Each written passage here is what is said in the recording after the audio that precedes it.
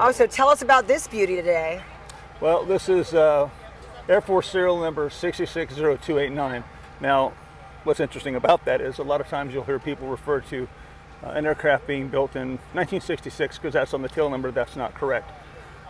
Excuse me. That's actually the contract year. Oh, okay. So these aircraft are built in blocks, and so they will assign serial number X to serial number X, or serial number Y in a block. Contract number such and such signed in certain year. Okay. That does not mean they're going to get the aircraft that year. An aircraft contracted for in 66 could have showed up in 1967. So that's one interesting point. This aircraft here was built as an F-4E model. It was delivered to the Air Force and was initially sent to a regular unit back east where it did what's called a shakedown. They made sure everything worked as advertised. Thereafter, it was sent to the team, to the Thunderbirds, was painted much as you see it here, and it flew with the team from 1968 to about 73, which was the last year that the team utilized the F-4 in its shows. Thereafter, it went to the T-38. This particular aircraft was then sent down to Southern California at Edwards Air Force Base, where it flew as a chase plane for several years until finally in 1991 it was retired and sent to the 309th Aircraft Maintenance and Regeneration Squadron, known as AMARG, the Boneyard, in near Tucson, Arizona, at Davis-Monthan Air Force Base. Thereafter, they had a small museum already here at what was Castle Air Force Base.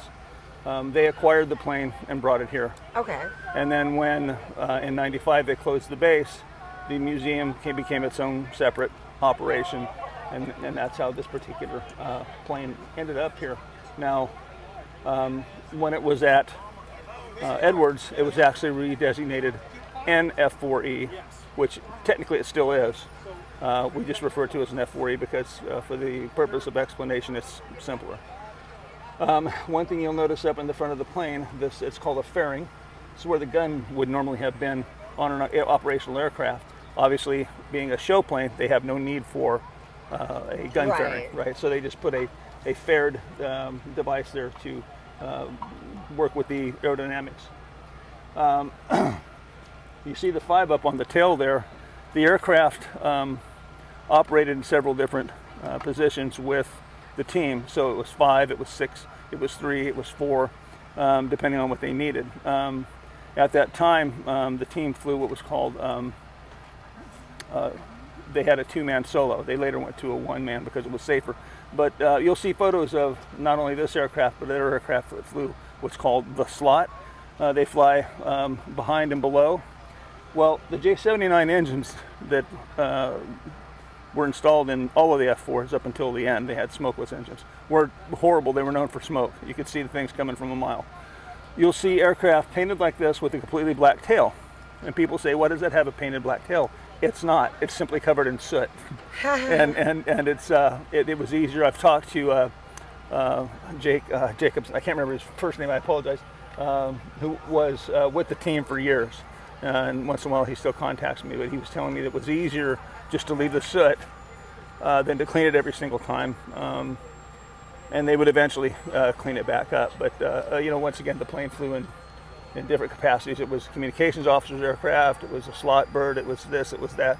But like I say, it flew with the team 68 to 73, roughly. And this was the only plane tested by both the U.S. Navy and the Thunderbirds simultaneously? This aircraft, this type, it's the only aircraft type that was simultaneously flown by both the U.S. Navy Blue Angels and the Air Force Thunderbirds, which made sense. The aircraft type is actually a Navy development.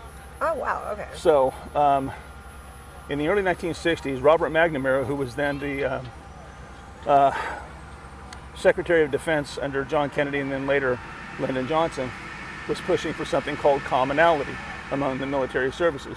He was of the position that there was no need for the Air Force to have one aircraft and the Navy to have another, and then it just went on to other equipment. That makes sense to me. That's what I'm surprised this is only. Right. And it would to the average person, but you have to understand that Navy operates in one environment and has one set of requirements. Air Force operates in different environments, and theirs are different.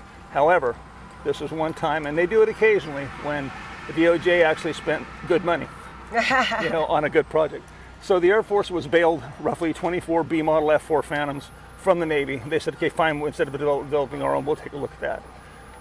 They test flew those for roughly a year, gave them back to the Navy, took the notes, went to McDonnell Aircraft, McDonnell Douglas, and said, this is what we want you to build for us, and we want it designated C model. Now, I'll give you one thing that a lot of people don't know. This aircraft has a stick, pilot stick, both in the front seat and the back seat. Oh, wow. Navy aircraft do not. And that's because the thinking of the Navy was, we need a guy that's the stick guy, and the guy in the back that they call the RIO, which is radar intercept officer. That was literally his job, just to look at the radars and lock onto things and do stuff to assist the pilot. They worked as a team. The Air Force had the same thing, WSO, Weapon Systems Officer.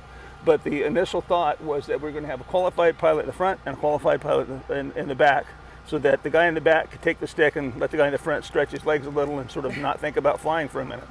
Well, they found out later that was kind of impractical. So they just started sticking guys in the back who were weapon systems oriented. They weren't fully fledged pilots. They did have a program later on where if you were in the back seat, I actually have a friend who lives in Texas that had this happen. You could apply to become a pilot, and then they would, put you through the additional training that you need. And he actually flew in Vietnam, both in the back seat and then later in the front seat. Oh, how funny. So, how fast did this go? Without tanks or without any external stores, I believe it's roughly 1,400 miles an hour.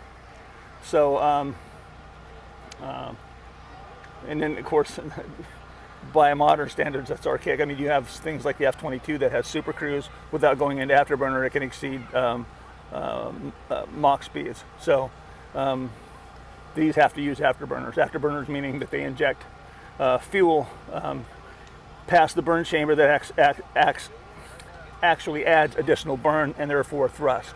And the thing just takes off. The F-4 had gobs of power. How far could the canvas travel? How far can it travel? Without gas, without stopping. Without what? Without stopping for gas, like how far? Well, that was wholly dependent on a number of factors. Well, yeah, obviously the tanks weighted down. You aren't going to go very far in this thing without external tanks, I can tell you that. Right. Because those J-79s drink gas like most people breathe air. Right. So, in fact, most of the missions, if you look at archival footage of F-4s in combat, say in Vietnam, they've all got those external 370-gallon tanks on them. Some will even have a centerline tank. It just depends on distance. Do you know the distance that this could go? I'm not going to lie to you. I forget what the distance was. No, that's okay. I do know that when they went out on missions, especially if they were heavily laden with bombs and ammunition and what have you, that at some point they're going to have to hit a tanker. And you'll hear pilots use the term bingo fuel. That means you are at the minimum fuel that you need if you leave right now to get back to your base. Oh my goodness, that's got to be stressful. Yeah, it can be stressful, especially when you got a guy on your six or somebody on the ground shooting at you. Yeah. So the F-4 was rugged. I mean, it was pretty tough. It got a lot of guys, back when lesser aircraft wouldn't have done so. And like I say, I know a lot of guys that flew in Vietnam. Who have a great affection for the plane. Something that a lot of people don't know. I get a lot of questions about this. If you look at the wing, you see the outer panels that are cranked up. Right. You see the horizontal stabilators that are cranked down. The horizontal at the back is cranked at 23 degrees down because it was a Navy plane. They found that carrier landings with that downward crank allowed them to stabilize when they were landing. The outer panels are angled the way they are because engineers, when they were doing assessments, let me back up just a little bit.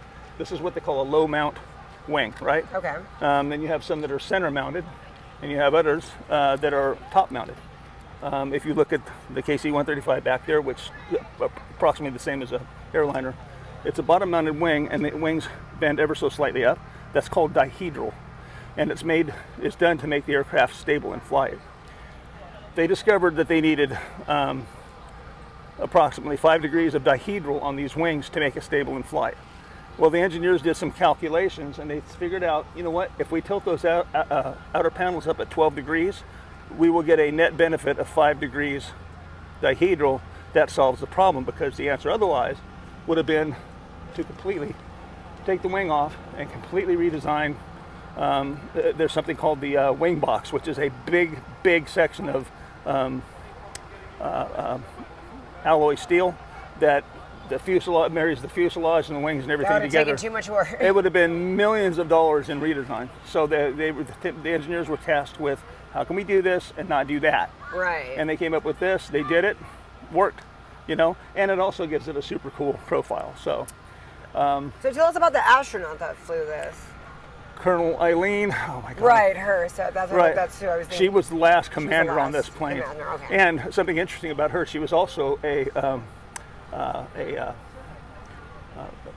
instructor pilot on C-141 big 4-engine cargo aircraft and a couple other large types. She was pretty uniquely qualified, given the the width and breadth of her experience to be in something like this or to be an instructor pilot. Not everybody can do it. So, and then she went on later to be on one of the STS missions for the space shuttle. Right, So- yeah, so that's why, yeah. So she was the last aircraft commander on this. That's And then incredible. the last F-4E in the Air Force inventory was retired in an official ceremony at Holloman Air Force Base on, I want to say, December 16th of 2016.